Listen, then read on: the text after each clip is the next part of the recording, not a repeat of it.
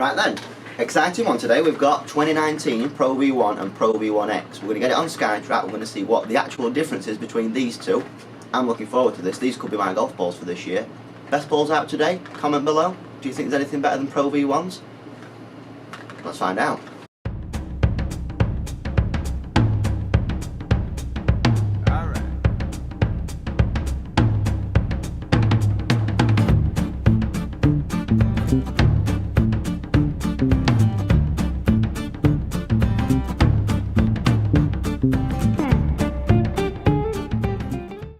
Okay, so what are Titleist saying about the new 2019 PROV1s? Firstly, there is a 17% thinner cover, which means higher spin on approach shots.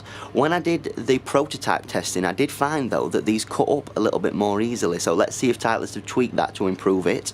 This won't have an effect on distance and speed, however, but the new larger casing layer does. Titleist is saying that this enhances the speed of the golf ball for more distance. There's also a new faster core, which means more speed and less spin on tee shots. However, they are claiming that they're going to have the same feel as the last year's Pro Vs. I will be the judge of that. Available in yellow this year as well, which is quite interesting. Okay, so we're going to go on SkyTrack now. I'm going to hit some 50-degree wedges, some 7-irons and some drivers, collect the data, come back in here, we'll have a review. Let's get into it. Before we get into this, I must say I do like the new packaging. I like the black and gold in the Pro V. I think that's pretty cool. Bit different. They normally go for a silver and gold and then a silver and red for these, but yeah, very impressed with that. I think they look cool. Right, first up we're going Pro V1 50-degree 7-iron driver. Let's have a look.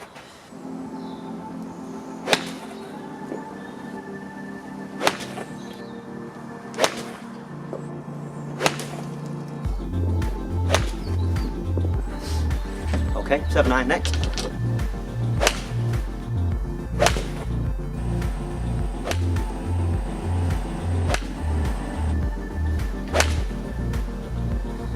Okay, next up, driver.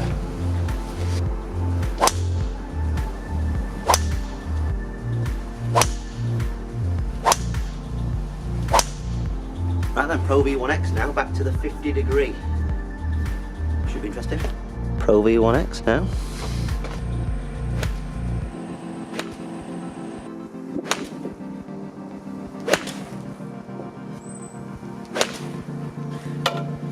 Okay, 7-iron next for the Pro V1X.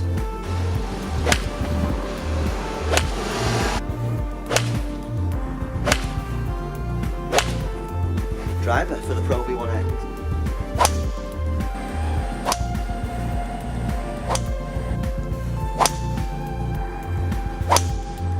I absolutely smoked that last drive. Right, let's go inside, let's compare the two different sets of data with these golf balls. Right then, back inside, let's have a look at the Pro V1 first. So, when it comes to the 50-degree wedge, we had 9,000 revs of spin, which is a little bit low for a 50-degree wedge. I normally see about 10,000, a little bit more than that. Carry 117, which is pretty much perfect. Everything good there for the 50-degree wedge with the Pro V1.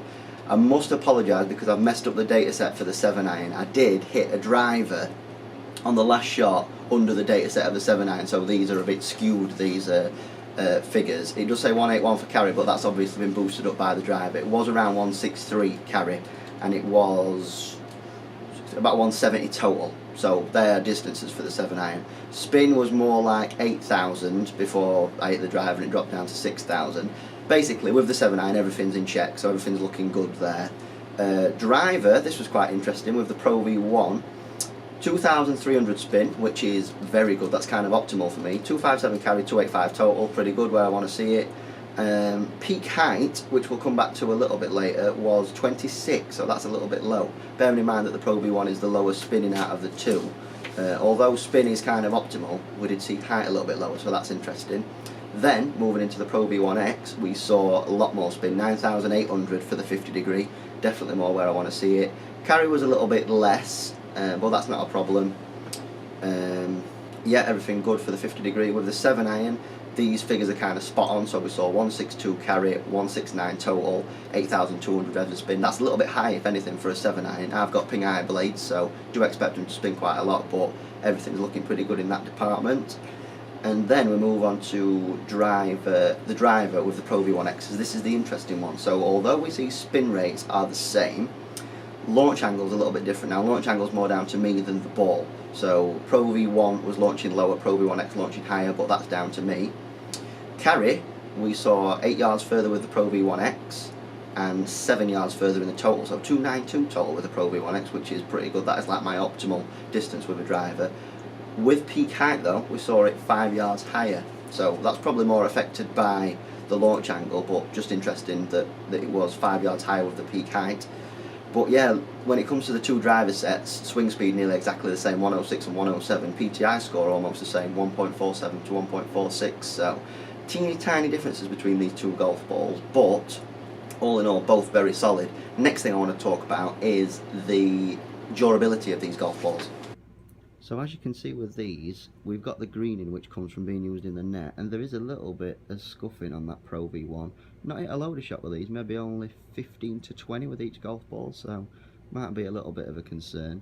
When it comes to other golf balls though, I do see this kind of wear and tear, so it's not like other balls are a lot more exceptional than the PROVs, but there's definitely a little bit of scarring there. And then we'll check the PROV1X, same again. PROV1X seems to be a little bit more durable though. We've got a lot less of that scuffing, still a bit of greening which comes from hitting it in the nets, but yeah, slight concern. Nothing major, but possibly something to be a bit worried about.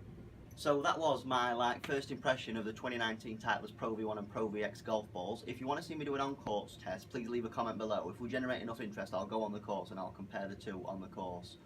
If you've liked this video, like, share and subscribe. Until next time, thanks for watching. Cheers.